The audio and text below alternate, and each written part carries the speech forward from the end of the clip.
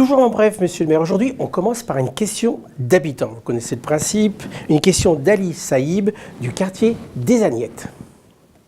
Il y avait des lois qui avaient été faites pour que les jeunes ne traînent plus dans les halls.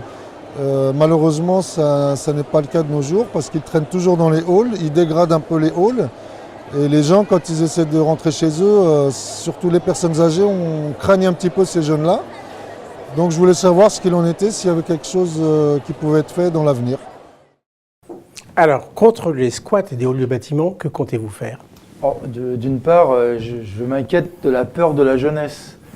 Parce que j'ai été jeune, j'ai aussi discuté avec mes copains en bas du bâtiment et c'est pas pour autant une agression face aux gens. Alors après, il y a des jeunes qui dégradent, ou des moins jeunes d'ailleurs, qui dégradent les halls. En tout cas, c'est un fait. Le monsieur du quartier dit que les personnes âgées ont peur.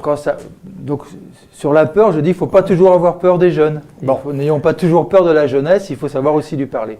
Le deuxième aspect, quand il y a dégradation des halls, il faut appeler la police. C'est la seule solution pour que les jeunes sortent du hall. Donc vous êtes pour que les habitants appellent la police et que la police vienne. Quand il y a dégradation. Oui. Oui. Et la police a l'autorisation d'ailleurs de l'office HLM de rentrer dans ces locaux.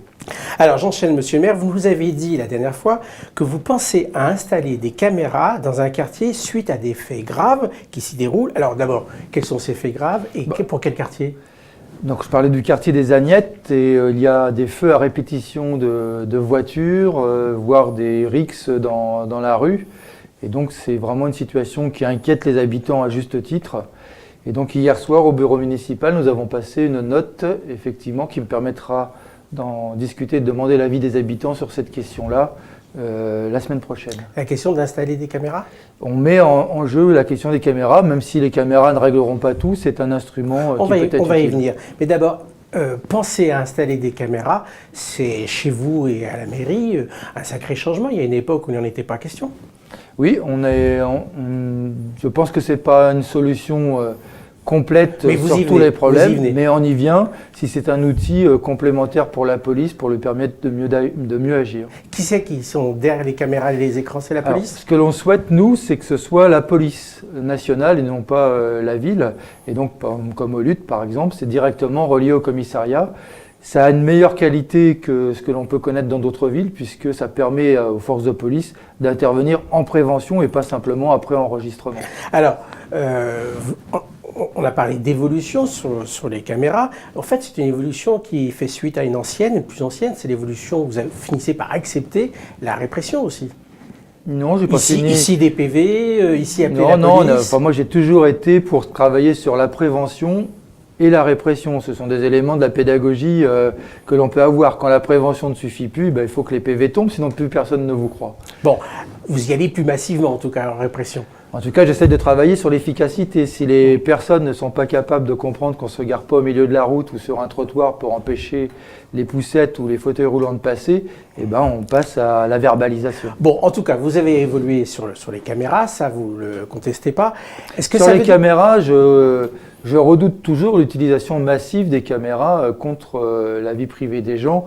Et il y a un danger à terme, c'est que toutes les caméras de chaque ville soient reliées à un centre national et qui regardent un peu ce que font les Français. Et je ne sais pas quel opérateur privé risque d'être derrière. Donc il y a un risque. C'est pour ça que je veux qu'on soit relié à la police nationale. Vous nous avez dit aussi, la dernière émission, que pour la police municipale, il n'était pas question d'évoluer. Est-ce que vous en êtes vraiment sûr ?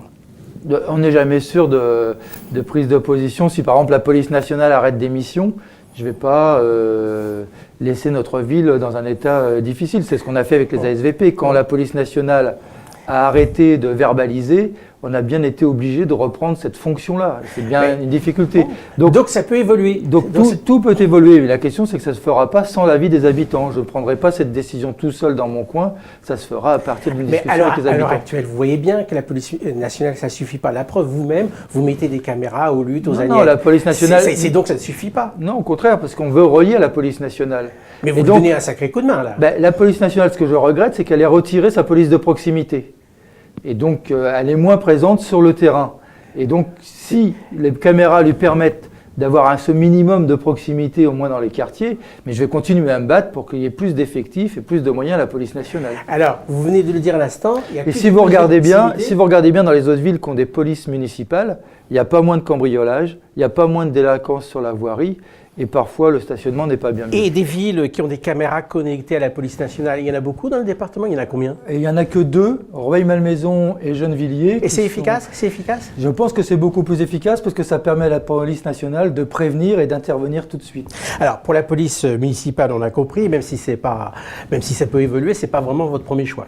Non, nous on fait le choix parce que des villes qui ont des polices municipales mettent beaucoup d'argent, il faut au moins 80 agents, et elles n'ont pas les moyens, par exemple, de faire des tables gratuits et permettre à tous les enfants de leur ville de participer et d'avoir des activités avec leurs profs du conservatoire de Manet. Donc c'est des choix que l'on fait et un choix d'efficacité avec la police nationale. C'est bien que la police soit indépendante du maire. On passe à la dernière partie pour parler un peu de culture. Le directeur du théâtre de Gennevilliers, Pascal Rambert, est appelé à être remplacé. Il fait sa dernière année à la tête de ce théâtre. Alors d'abord, dites-nous si pour vous, Pascal Rambert a un bon bilan. Oui, Pascal Rambert, et je voudrais y associer Nicole Martin, sa directrice adjointe du théâtre, ont un bon bilan tant artistique qu'économique, puisque pour la première fois, ce théâtre est équilibré économiquement. Je suis étonné, vous ne parlez pas de la fréquentation des Gennevillois? Si, on a. Est-ce que les Gennevillois vont au théâtre? Oui, mais pas suffisamment. Par exemple, on a fait la pièce, il y avait une centaine de Gennevillois, ce qui est bien insuffisant par rapport... Mais dans l'année. Est-ce que vous êtes satisfait de la fréquentation des Gennevillois? Non, on ne peut pas être satisfait de la fréquentation des Gennevillois. Il faudrait qu'il y ait plus de Gennevillois qui participent à toutes les activités culturelles, que ce soit le théâtre ou des activités musicales. Oui, mais est-ce que c'est à un bon niveau déjà? Est-ce que c'est déjà suffisant? On fait des efforts pour que ce soit le cas, mais je ne peux pas vous dire que c'est bien, parce que moi je souhaiterais que tous les Gennevillois aillent au théâtre, même 50% de la population aille au théâtre. Est-ce qu'on a le droit d'avoir le sentiment que le public à Gennevilliers est surtout parisien? Le public de la culture est en général parisien, que ce soit ici ou ailleurs. Et il faudrait qu'on aille davantage chercher nos Gennevillois. Et ça, c'est un travail de la ville, des médiations, en lien avec le théâtre. Alors, pour son remplacement, est-ce que vous avez un mot à dire? Est-ce que vous avez un nom? Alors, je n'ai pas de nom, puisque l'appel d'offres va être lancé prochainement, là, au mois de mars. Alors, est-ce que vous avez votre mot à dire? Et nous sommes 3 à avoir travaillé sur cet appel d'offres. Il y a le département, l'État et la ville de Gennevilliers. Et donc ensemble, nous travaillons au profil que nous souhaitons, au profil dans la création, au profil dans son lien avec la ville. En finale, qui décide? Au final, c'est le ministre, ou la ministre en l'occurrence. Alors, est-ce que c'est pas un peu utopique de créer un cahier des charges, un profil de poste, en sachant que finalement, ça va être décidé par le ministère? Non, dans notre expérience, le ministère choisit et respecte les villes, en tout cas sur les orientations que l'on souhaite avoir. Alors, de manière générale, et au-delà du théâtre, pour les offres culturelles sur votre commune, est-ce que vous arrivez à élargir votre public ou alors est-ce que c'est toujours les mêmes qui en bénéficient? C'était une préoccupation de votre prédécesseur. Oui, d'ailleurs Jacques Bourgoin avait travaillé sur les tarifs pour permettre l'élargissement des publics. Est-ce que vous y arrivez? Et qui avait fonctionné chez les enfants. Ça avait fonctionné sur une base du tarifaire et maintenant ça fonctionne sur une base quasiment de public captif avec les TAP, les temps d'activité périscolaire, puisque 97% des enfants participent à des activités culturelles de haute qualité. Les autres spectacles, les autres offres, est-ce que vous arrivez à élargir? Pour les autres, en tout cas, est-ce qu'on n'arrive pas suffisamment? Il y a des personnes qui ne viennent jamais au théâtre, qui ne vont jamais au conservatoire, qui ne vont jamais à Manet. C'est toute l'activité que l'on veut mener avec les antennes de quartier, par exemple, mais aussi avec les structures elles-mêmes pour aller chercher ces personnes. Alors, est-ce que vous arrivez à toucher... Leur donner envie, surtout. Est-ce que vous arrivez à toucher un public qui n'a pas de moyens, qui est très en difficulté, qui n'a pas de pouvoir d'achat énorme? Est-ce que ce public-là, vous arrivez à toucher? Je pourrais toujours vous donner un exemple d'une dizaine de personnes sans argent qui vont au théâtre de Gennevilliers, mais non, on n'arrive pas. Ce ne sont pas des exemples, ce sont des cas. Ce sont des cas, vous avez bien raison. Ça fait partie des préoccupations que nous avons, d'autant que je pense que la culture, ce sont ces personnes-là qui en ont aussi quasiment même presque plus besoin que les autres. Ils ont peut-être plus besoin, mais pour eux, c'est secondaire, il y a plus urgent. Oui, c'est bien la difficulté, vous savez, en politique, c'est jamais ce dont on a le plus besoin qui nous apparaît le plus évident. Et je crois que les personnes qui sont le plus en difficulté sociale, par exemple, ont le plus besoin de rapport à la culture. C'est tout l'effort, en tout cas, que l'on veut faire. On arrête là, on se retrouve dans 2 semaines, toujours en bref, monsieur le maire.